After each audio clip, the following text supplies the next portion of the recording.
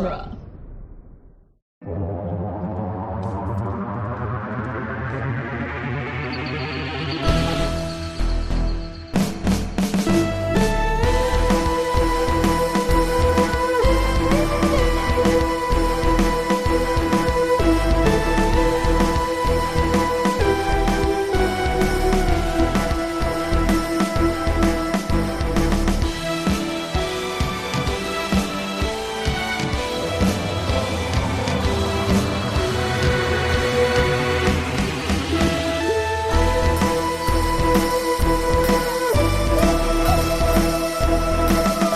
Hello and welcome back to The Doctor's Companion. I'm Nick Jimenez.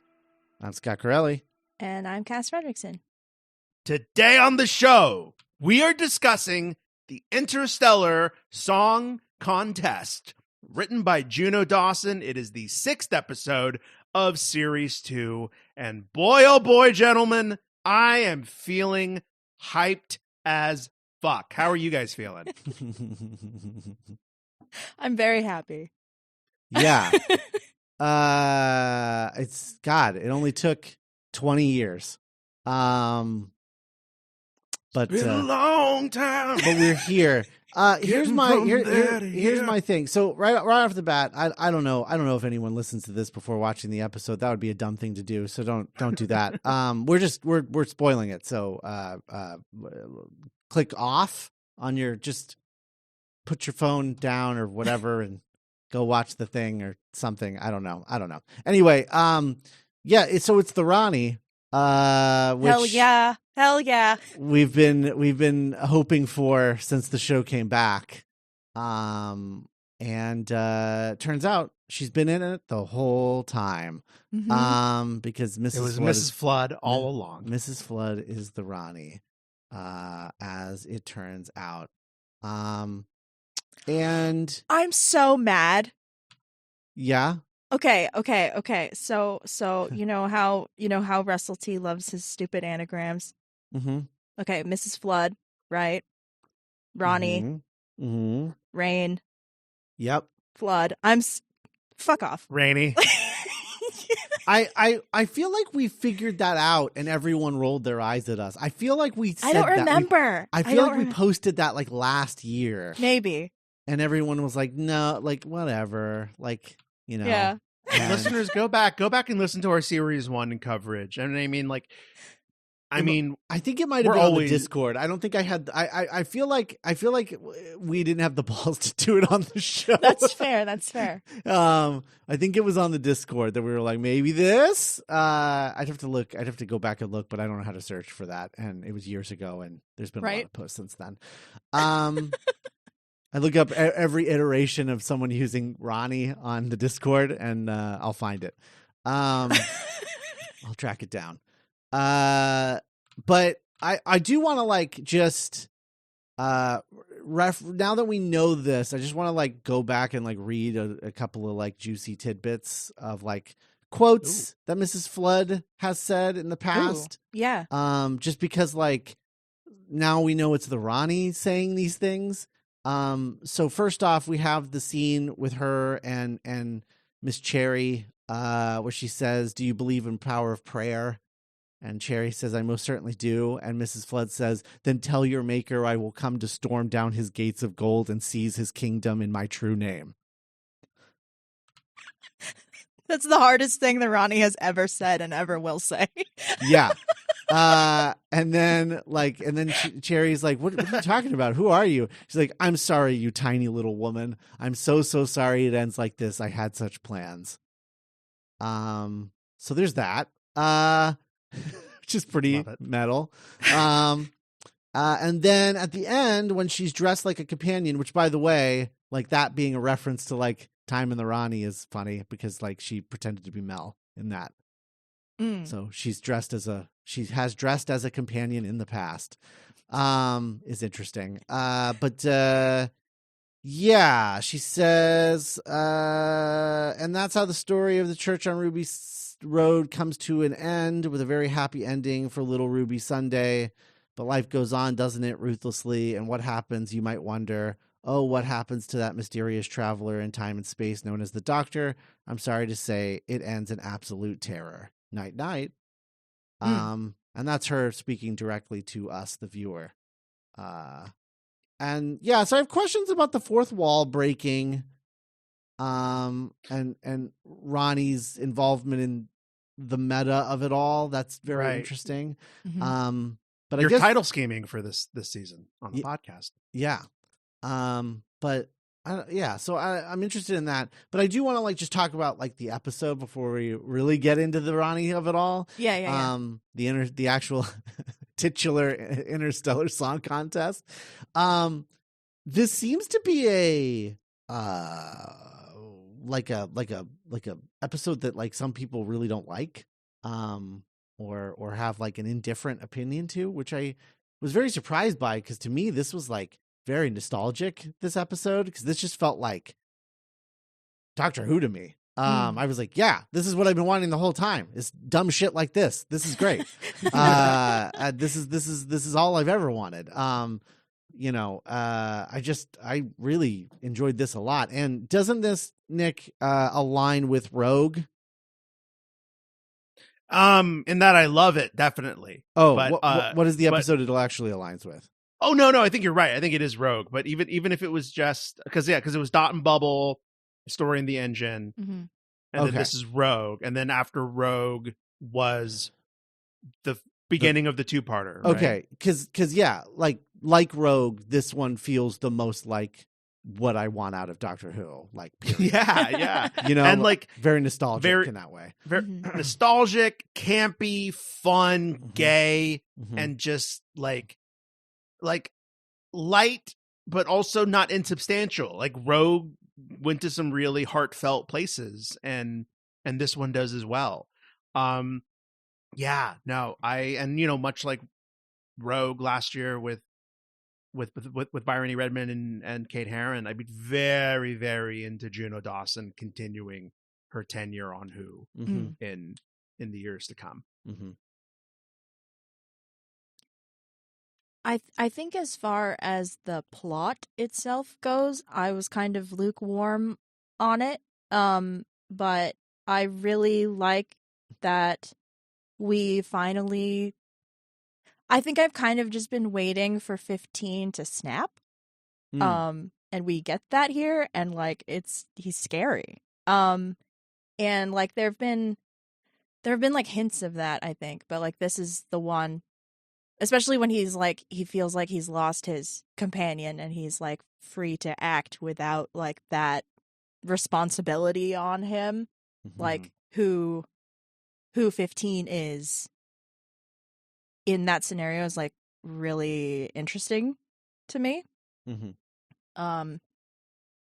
But yeah, no, I had a lot of fun with this, even before the reveal, and then I like lost my mind.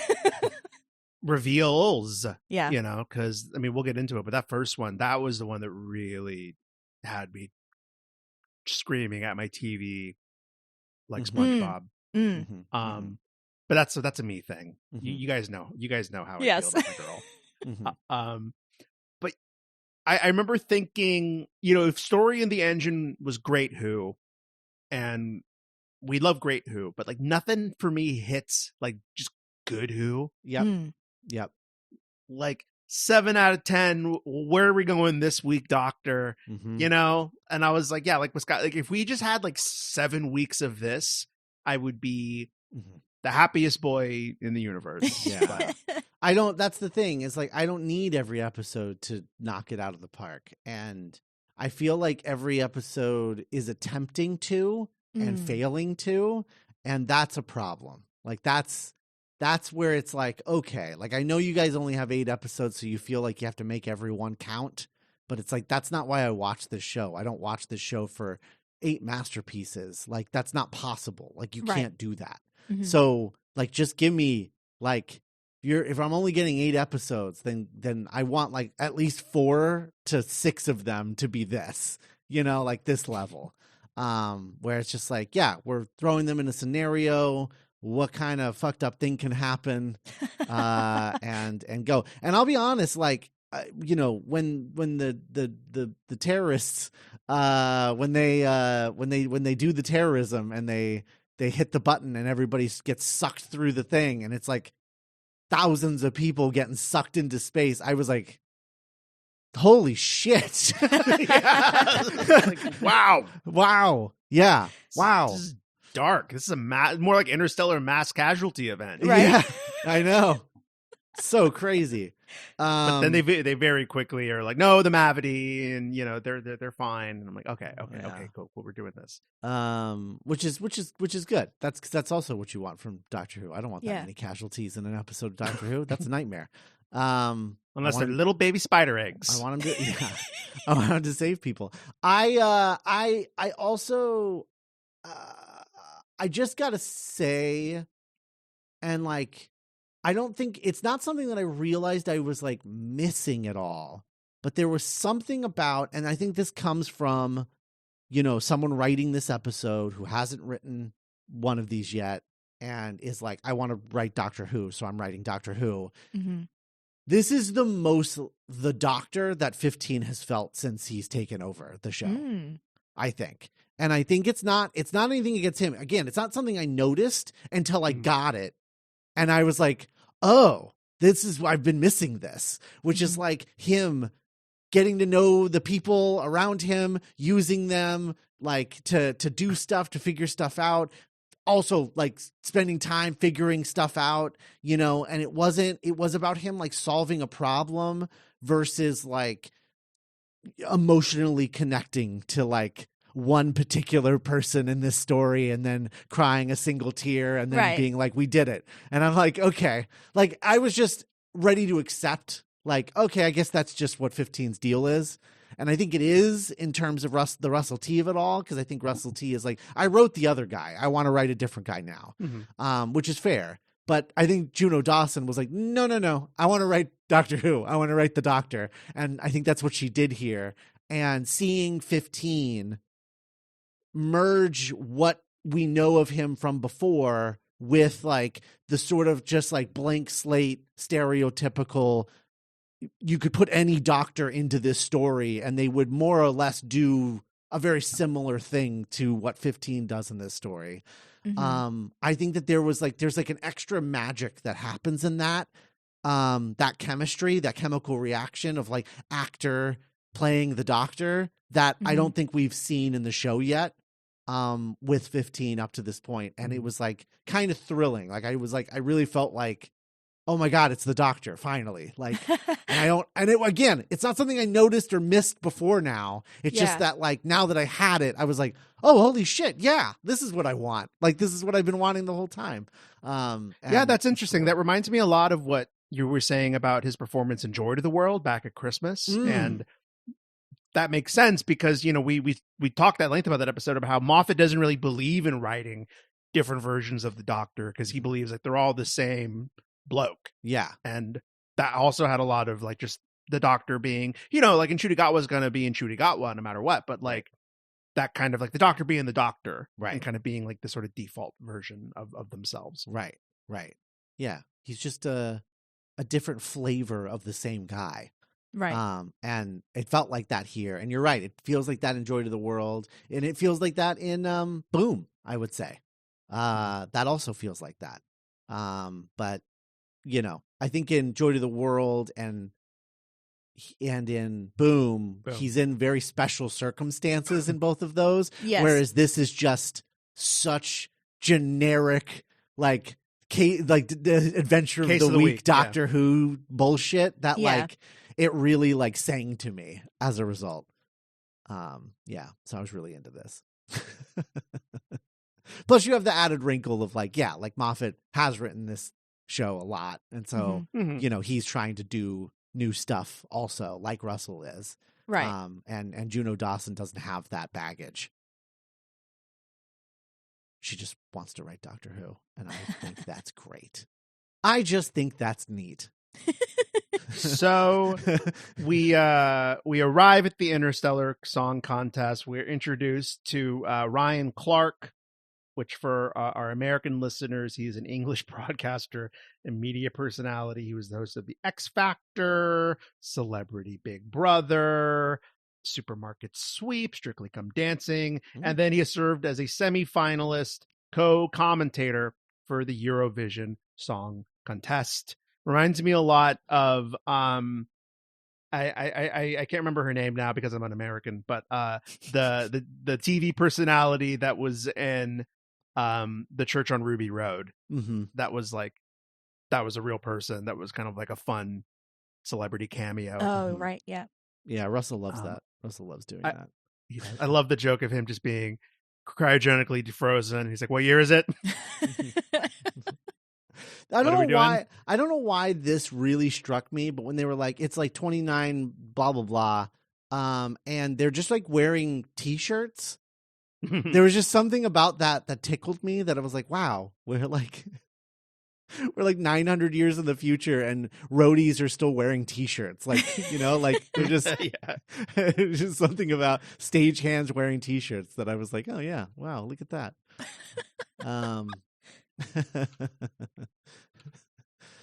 I think that's interesting. I didn't know there was a British supermarket sweep, and now I want to find it and watch it. I don't know why that tickled me, but there's an E at the end of sweep. No, I'm kidding. I don't. Okay. Yeah, I feel like that's like the most polite iteration of that. Yeah. Like, oh, sorry. pardon me. Have you seen all of those clips? I don't know if I feel like it was Tumblr that was posting them, but like all the old clips from the 90s version of the show in America that would be like, oh look, 2 more roommates. Like, oh yeah, all the people who were gay. Yeah, all the people who were clearly a gay couple but weren't allowed to say it on TV. Love it. Yeah. Bless. It was really there was like a super cut that I saw of that was really funny. Anyway, but yeah, Ryan Clark, tens of thousands of years old, I guess. Yeah, I guess so. Yeah, it's interesting. They were really like puffing him up in this. So I don't know if he's actually that popular or if it's just like, yeah, I'm only going to do this if you like really basically call me a god of broadcasting every chance that you get. He's their Carson Daly, Scott. Yeah, I guess. I mean, Carson Daly isn't even our Carson Daly anymore. No, I know. He got superseded by that other guy, the American Idol guy, Ryan Seacrest. Ryan Seacrest. Yeah. He's our Ryan Clark. So then the doctor and Belinda show up in the TARDIS inside one of the special VIP rooms, and take the seats of that poor gay couple, who are really great, really just like great classic kind of R2D era like bonus characters. Where they're very distinctive personality and get wrapped up in all of the Doctor shenanigans, and it's so fun. I loved being around Mike and them. Gary. Yeah, Mike and Gary, the best. But also like rude of the Doctor to just take their seats. Right? Yeah. Very rude.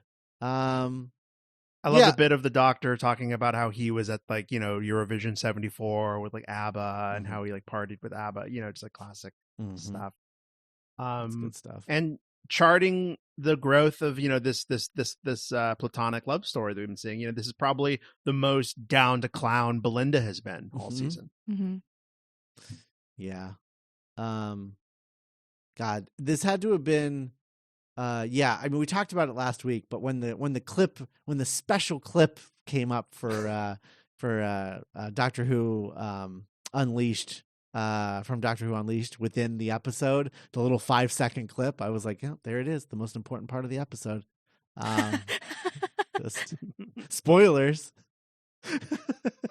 She's watched Eurovision before. I used to stay up late in my pajamas and watch this and Doctor. Oh yeah.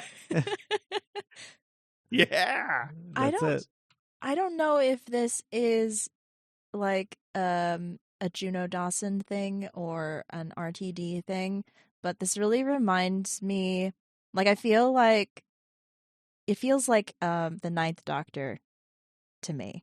And maybe it's just because of the like everybody lives aspect of it. But But and also then like also the reality TV. the reality TV Yeah. thing. Yeah. Yeah. Yeah. Very bad wolf. And like how he like, I don't know, he just like loses his temper in the way that 9 can and does. Yeah. You know? Yeah.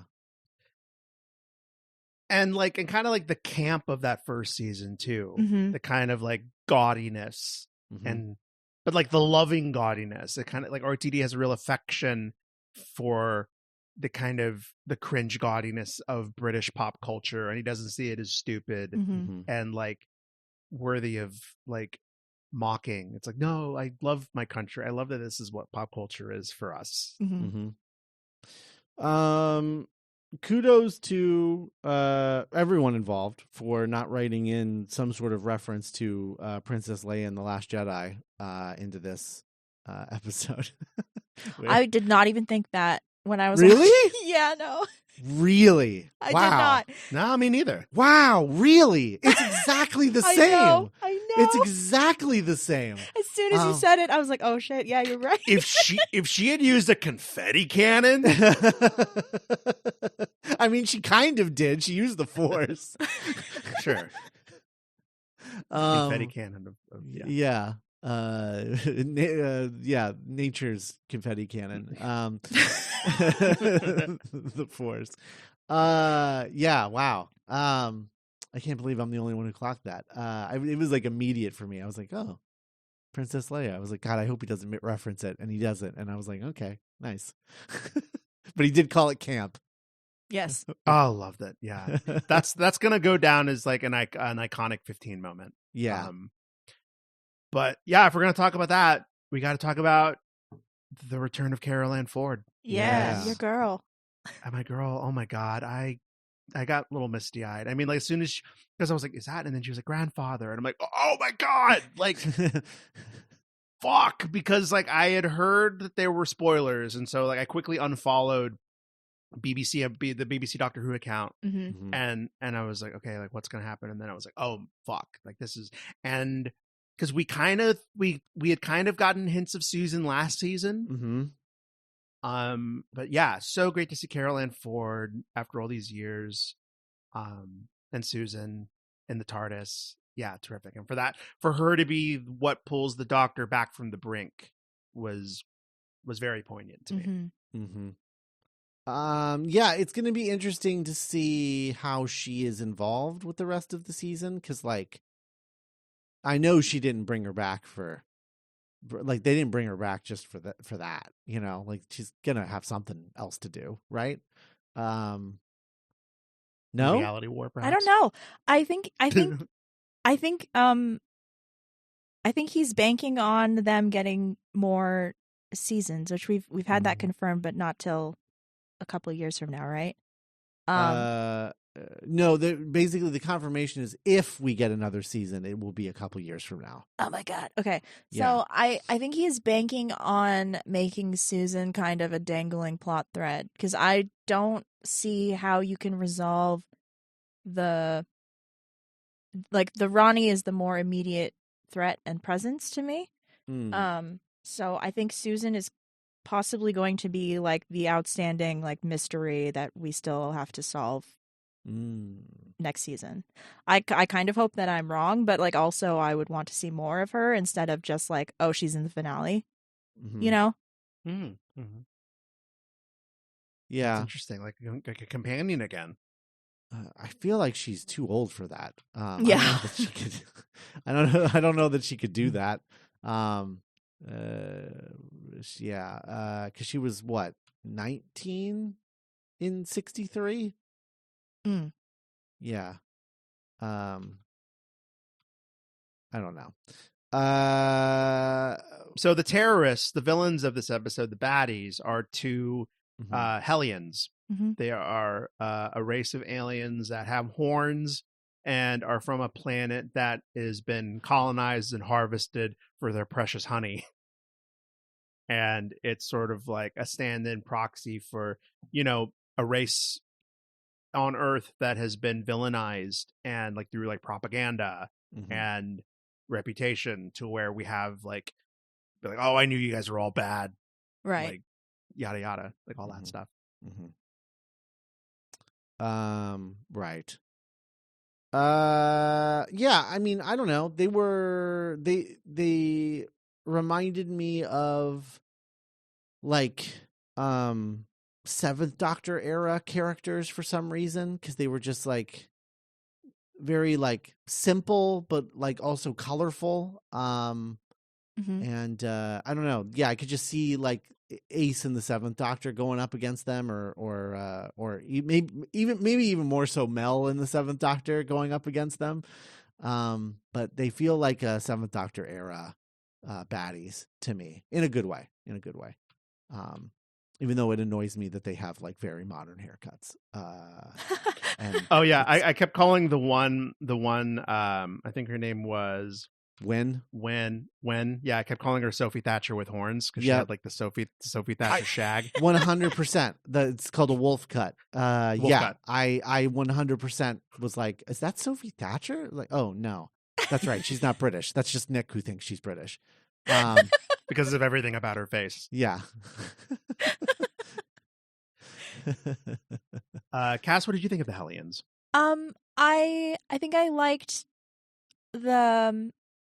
them more in theory than in execution, in practice. Like, I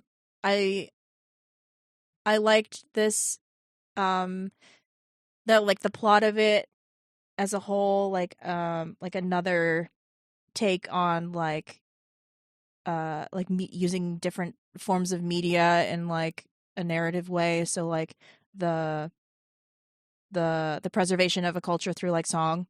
You know, and I liked the twist that the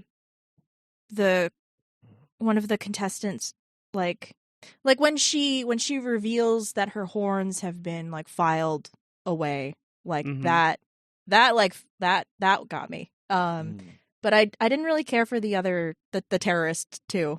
You know, like. Yeah, no, I thought they were undercooked. I agree. The character's name was Cora Saint Bavier. Yeah. Played by Miriam Teak Lee. Yeah, the idea of like sanding down her horns.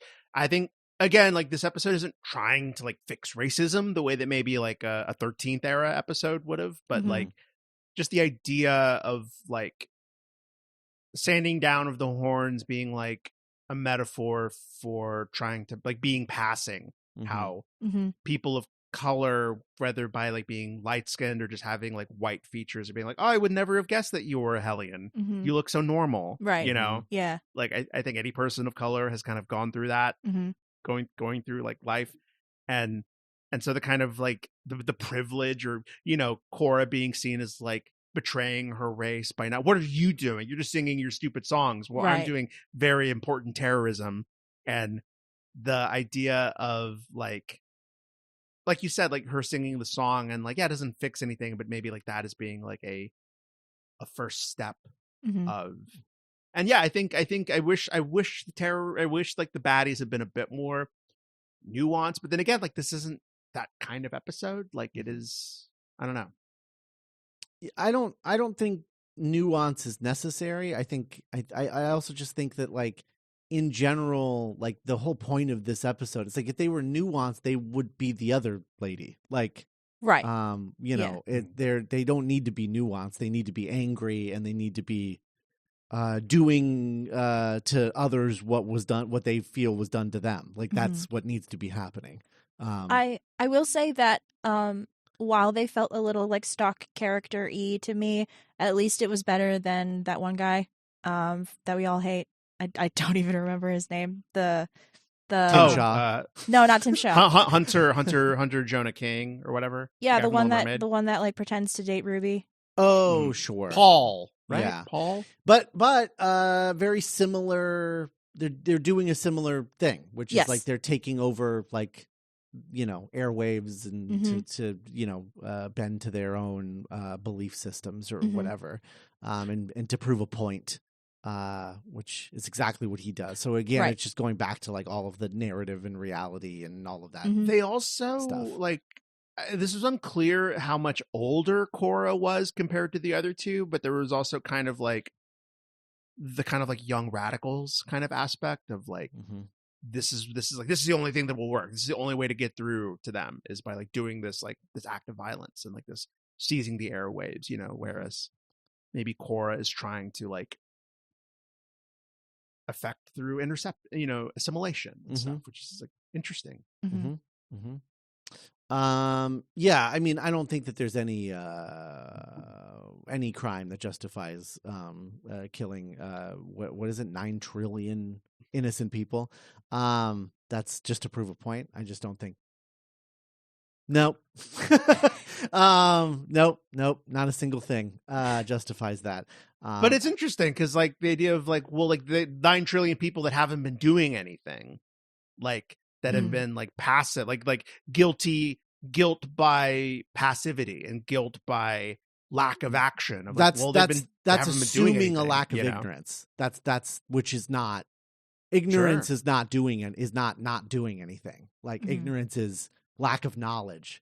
So if they are not, it's not like they're like, yeah, absolutely. Love that honey. Love that we destroyed that world for that honey. No, they're not doing that. They don't even know that happened. Like they even say that in the episode. And it's just like, yeah, no, we're going to kill them for not doing anything. Doing what? They wouldn't know to do anything. They can't, they don't know what they don't know, you know? Cass, any thoughts on that? I'm wondering, like, because I kind of like how, like, vaguely threatening calling it, like, the corporation is, because it could just be anyone. But, like, I kind of wish that there was, like, a little more specificity to it. Or even if it had been, like, what's the one, the running one? Villain Guard?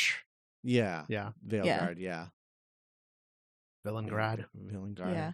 But I guess like the Villain Guard one is more like military industrial complex, and this is more just like rampant unchecked capitalism. You know? So which have been kerblam. Aren't they all one and the same? Yeah, no. They feed each other, but you know. If they had established that Villain Grad had like a commercial wing that they also make like honey and produce the I feel like that would Song make Contest. perfect sense. Yeah, like marketing, really yeah. Lockheed Martin presents the X Factor. Yeah. Oh my god.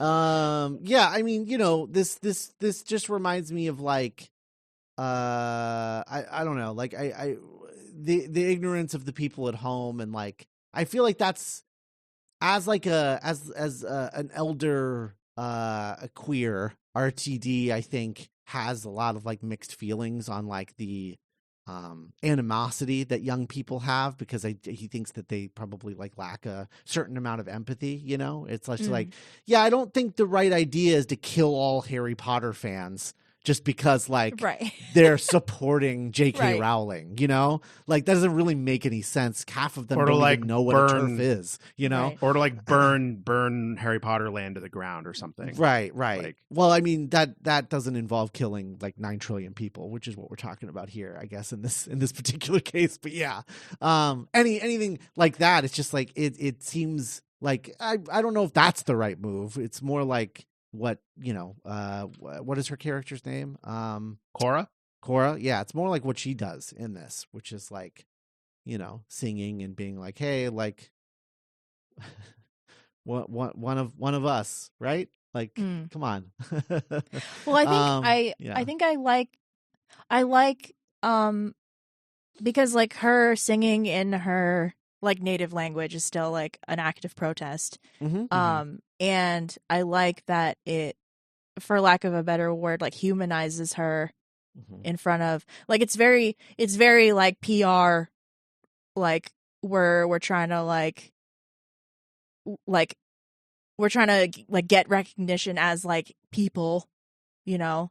Like we're not like creatures, because like at one point like someone calls them like cannibals, like there's all these like weird like horrible like allegations against them, and like, so, and I also like that this episode doesn't really have like, there isn't really like a right answer. Like obviously like murder's bad, but like how do we like navigate a situation like this? Mhm. And I like that it's kind of just like, I don't know, like we do our best, you know? Yeah. It reminds me of like the Hunter thing, because it's like what they're fighting against is basically the same thing that like Hunter was like putting into the world of like these stupid rumors about UNIT being fake, and like, Mm-hmm. you know, all of that stuff is very similar to like, oh yeah, these guys are cannibals and stuff, and they're like, we have to fight against this, and it's so like Misinformation, all of that, reality. yeah, disinformation, exactly. All of that is like, all of that I think is going to come into play in the finale, and I think that's why we're playing around with it. I wouldn't be surprised if there's a like a thematically similar solution to the singing of the song to the finale. Not the doctor I hope singing that- a song, but like I hope that fucking robot sings a song Yeah. about how unit's Yeah. good. Unit's good, actually. Unit is good. Yeah. Unit is great. But I imagine it'll be something similar. Let's all share the same fate.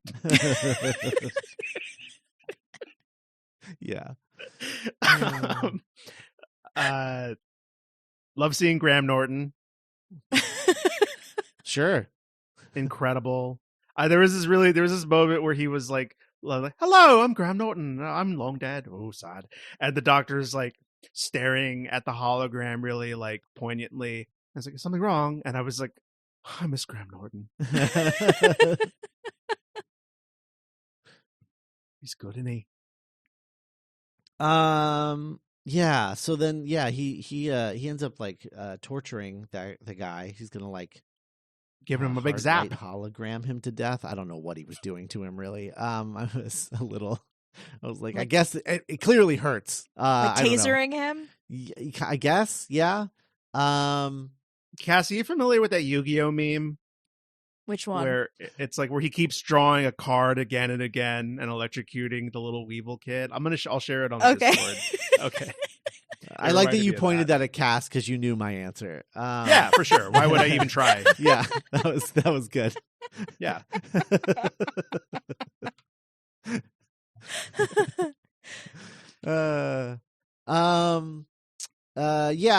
Belinda being like freaked out by the doctor was good. Mm-hmm.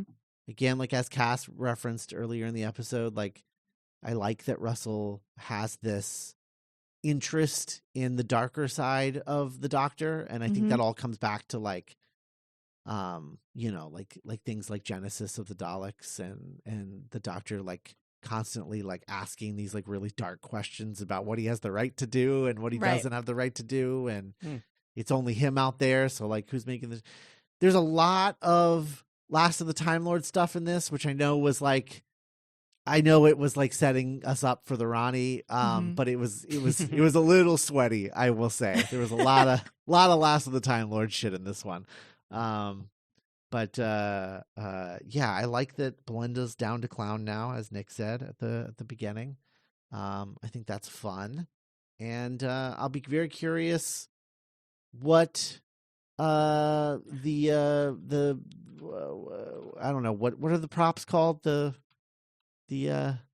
Vindicator? Yeah, the Vindicator. I'll be interested to see what the Vindicators have to do with the finale, and the Ronnie's plan. But yeah, it makes sense that turns out it was an experiment the whole time.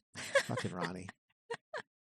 Can I share a moment that was very important to me? Yeah. And maybe my highlight of the episode. And it was an episode where it was Belle, and she was like, she was with Cora and Cora's agent, and she was like, oh no, what do we do? And then there's a scene where it cuts to like highlights of past Interstellar Song Contests, and we get like a little worm guy. His name was like Gladwell, and his song was called like Meek Mork or something. Yeah. And I was like, God, like that's the juice. I want like 9 hours of that. Apparently, so they wrote for all the songs in this. Juno Dawson wrote lyrics with no thought on like what kind of song it would be or what it would sound like or anything. They just wrote lyrics, and then she handed it over to Murray Gold, and Murray Gold wrote all of the music and created all of these songs. That's so fun. And with that particular one, like Russell was like getting the songs back from Murray Gold, and he was like, okay, yep, that one check, and that one check, and that one check, and then he got that one with the little worm guy, and was just like, what is this? We didn't ask for this. What is this? And it was just something that Murray Gold just came up with on his own. Yay! No one asked for it. No one asked for it. He just put it in the folder with all the other songs that they did commission. And he just did it on his own for fun. Man. I love that as the backdrop of her panic attack, too. Uh-huh. Murray Gold would still love you if you were a worm. And I love that for him. Yeah. I went my whole headcanon is that he's like the Psy of his planet, you know? Mhm. Like that was their Gangnam Style. Like it was actually kind of a joke to humans, but he's like a hugely influential. He's like Brutta is in Hawaii. Mhm. Like there's like spray paint. There's like wall murals of him on Of the every little worm. of the little worm guy in his home planet of like, one of us, we made it. I love that. That's so funny. Oh man. So yeah, everybody lives. The terrorists get arrested. All of that's good, and then the last person to get brought back onto the space station is Mrs. Flood. She's like, yeah, that really fucked up something really important in my biology, so I got to regenerate now. And then like speakers come out of her mouth, and she just like blasts Kate O'Mara out of her head. I don't know how that works, but yeah, and then regenerates into Archie Punjabi. Archie Punjabi, who is this is such a weird connection that I made after making the initial connection. So follow me through here. So Okay. Archie Punjabi is a main character on The Good Wife. So I was very excited to see Archie Punjabi on Doctor Who, and now she's playing the Rani, and that fucking rips. She was like this badass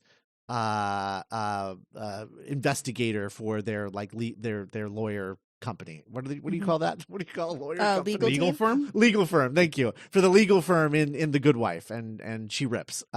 She's the best.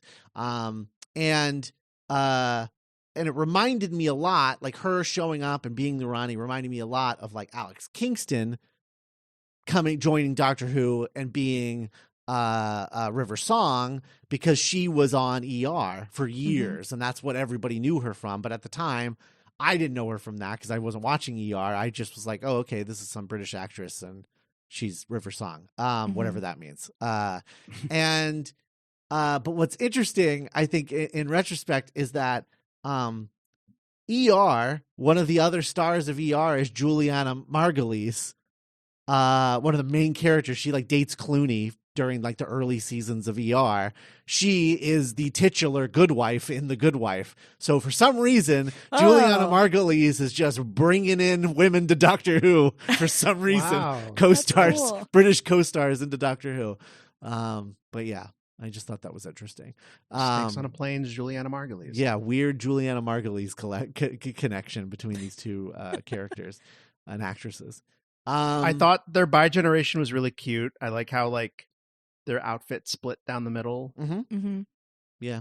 There was a bit in the Doctor Who Unleashed where they were like, they found out that they were bi-regenerating, and the director was like, okay, well, let's see what that looks like, and then watched The Giggle and how they shot The Giggle, and was just like, oh, okay, so they split their outfits, so I guess we got to do that, because that's That's so fun. canonically how bi generation works, I guess. And so so they did the outfit split, which is fun.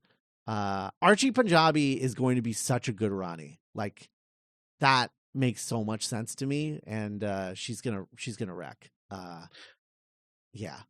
Well, Cass, I'd love. I mean, you've been waiting for this moment for so many years, and unlike me, you have a much, better kind of. I would just love to hear, give you the floor and just like, what are your thoughts on this hint of Archie Punjabi's performance as the Rani? Oh man. So I don't remember the last time I've been so excited by this show. I was like hooting and hollering. um, I really love the little bit of her that we get in this. She is immediately like very charismatic and very like mean in a way, and like very abrupt. And I'm really excited that we're getting someone to like match with the Doctor who isn't the Master. Mm-hmm. And I really want, because like we were kind of talking about in the Discord earlier, like the Ronnie I feel is better in theory. And I have like this weird like convoluted like expectation of her, where like she is in some ways more intelligent than the Doctor, and I feel like she's more ruthless than the Master, because she's like that mad scientist archetype where she does not care about the cost. She wants to get to like the result, you know? Mm-hmm.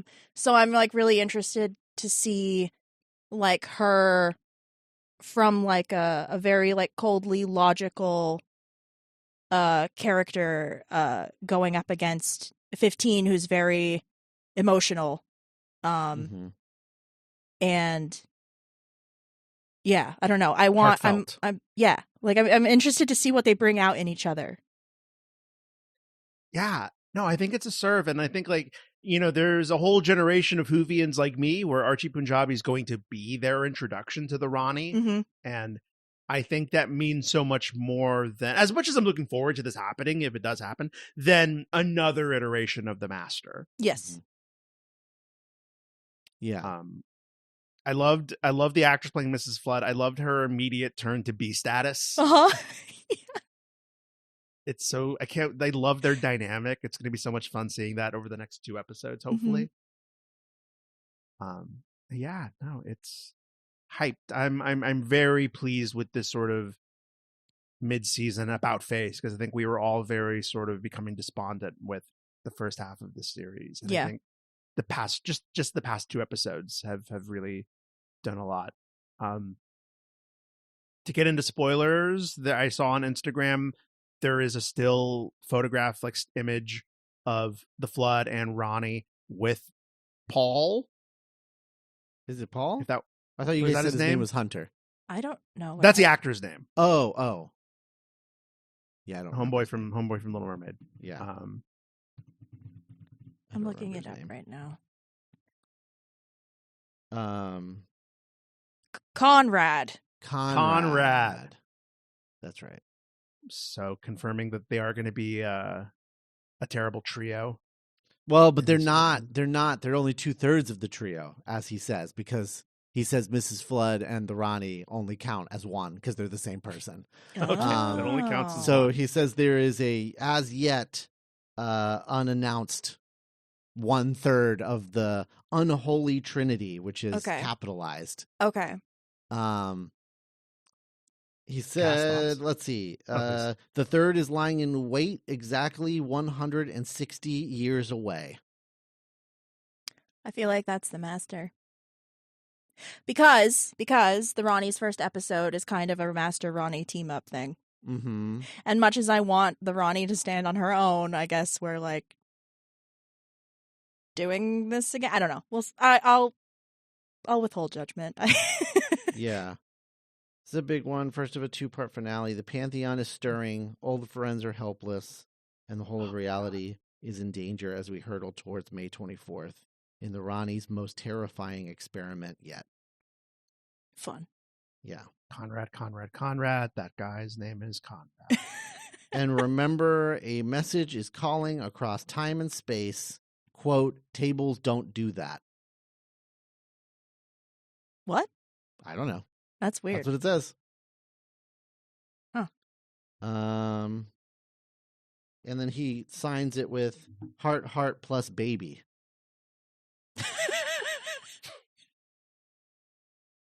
Baby emoji. Interesting. Okay.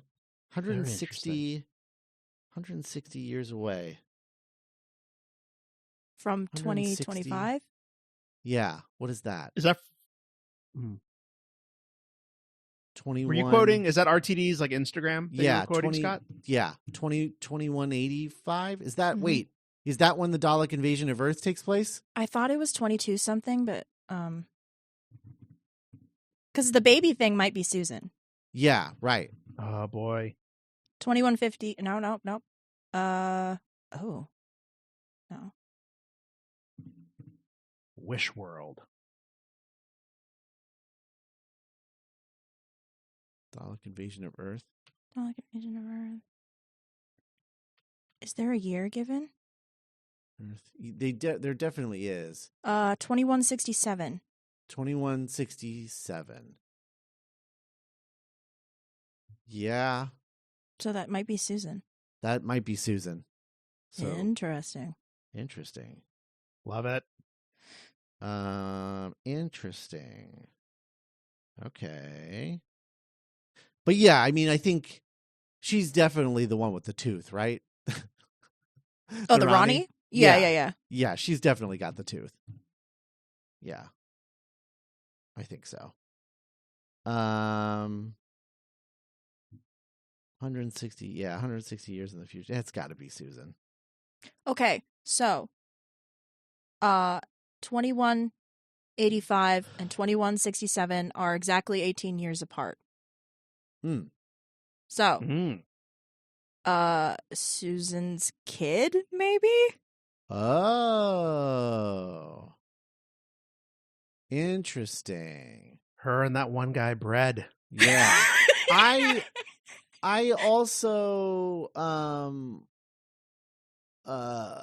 I'm also wondering, like, okay, so I think it would be, I feel like I would be okay. I understand what you're saying, Cass, with like the, like, I don't want Susan to just be like relegated to like being in the finale and that's it. And you think it'll be like an ongoing mystery. But now I'm almost wondering, like, I feel like I would be okay if she's just in the finale, if she regenerates and the character keeps going. Oh. That would be kind of cool. Like there's a new Susan. Yeah. I don't know. Maybe that would be interesting. Yeah. Yeah. Anyway. Cause, and I was talking about this with Norman earlier, because like Norman was like, well, isn't Susan a Time Lord? And I'm like, no, Susan is a Gallifreyan. And so now I don't know if that, with the timeless child of it all, if Susan is the Doctor's biological grandchild, then she would have regenerations, and like neither of them would know that. When, in like, where did they establish that she can't regenerate? Where was that established?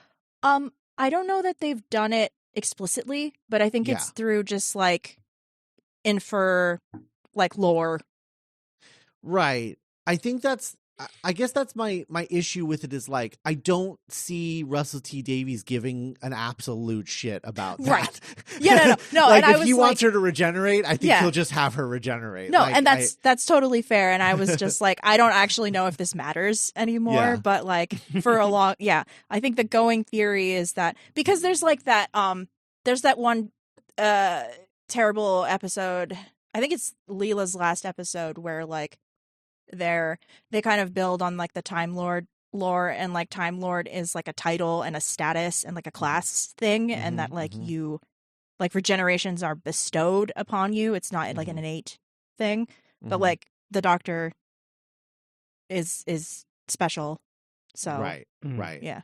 And obviously, like she'll probably, if she does regenerate, she'll probably bi-generate, because that's the style at the time. Yes. Apparently, that's what we do. We are humans. Kelly Clarkson is the American Idol. We are not all American Idols. Yes. Okay, cool. Yeah. Interesting. I'll be like a little sad if she's like the unholy part of the unholy trinity. Yeah, if she's like evil. Oh, no. Yeah. Evil Susan. Yeah, I don't want that. No. Yeah. But maybe she's fighting the evil, and they're both in the same place, both in the same Mm. time period, maybe. Unholy Trinity. Yeah, unholy trinity. I think Conrad is the master, or is about to become the master. Who could be the third person? Rassilon? Or like, you think he'll bring back like Omega? Just randomly? Oh, God! If he does, I hope they pronounce it right. Sorry, Or Bits. Morbius? Morbius. Oh, that's interesting too. Ooh, I like that. I like that. I like it being Morbius. That would be rad. Yeah, I'd be into that. That's a lot of ego. All in the same place. Yeah, that's true. And that's kind of where the unholy, they each think they're the main character. Yeah. So like they don't know how to be like part of a team. Right. Right. Man. Interesting. I don't know. That'll be, yeah, because it would be weird for the Ronnie to just be the only time person. Like it feels like if you're making a trinity, it's going to be a trinity of Time Lords. Time Lords, right? Like that's what it feels like. Yeah. So it would be weird if like one of them was like, they're just like, yeah, it's like some random guy, and her, and then like a god. Like it'd just be a weird combination. It feels like to be of a piece. Yeah. And like, cause I think it'll be like similar to last season and the reveal of what's his face? Sutek, thank you. Of Sutek at the end of part 1. I think we're gonna have a similar big reveal at the end of part 1 next week. Of like whoever that third person is. But it'll be interesting to see if we get the master before that, or like, what if they just don't deal with the tooth at all, and we have to continue being like, what is with the tooth? Who picked it up? Ronnie's like, I didn't pick up a tooth. What are you talking about? Oh, man. So I don't know. It'll be interesting. Yeah.